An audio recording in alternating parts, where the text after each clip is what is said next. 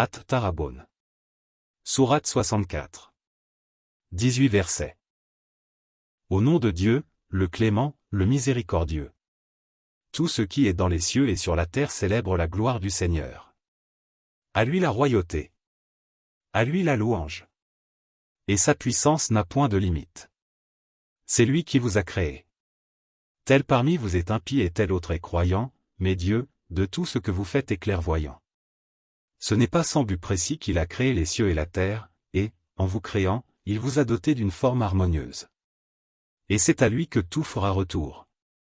Il sait ce qui se passe dans les cieux et sur la terre, comme il sait ce que vous dissimulez et ce que vous divulguez, car Dieu connaît parfaitement ce que recèlent les cœurs. Le récit des peuples impies qui vous ont précédés et qui ont eu à subir les conséquences néfastes de leurs actes ne vous est-il pas parvenu? Sachez qu'un autre châtiment plus cruel les attend encore dans la vie future. Car, lorsque leurs prophètes se présentaient à eux, munis de preuves évidentes, ils s'écriaient, « Comment? Des hommes comme nous seraient-ils capables de nous guider, niant ainsi Dieu et rejetant ses signes? » Mais Dieu n'a que faire de leur foi, car il est celui qui se suffit à lui-même et il est le digne de louange. Les dénégateurs prétendent qu'ils ne seront jamais ressuscités. Dis-leur, bien au contraire.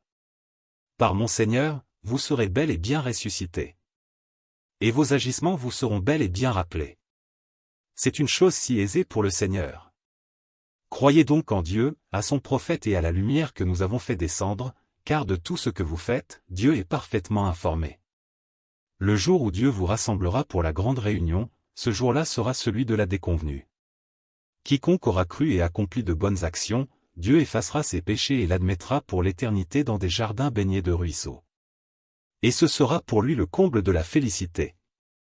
Mais ceux qui ne croient pas et qui traitent nos signes de mensonges seront pour l'éternité les hôtes de l'enfer, et quelle triste fin sera la leur. Nul malheur ne peut atteindre l'homme sans la permission du Seigneur. Dieu guide le cœur de quiconque croit en lui, car il est parfaitement informé de toutes choses.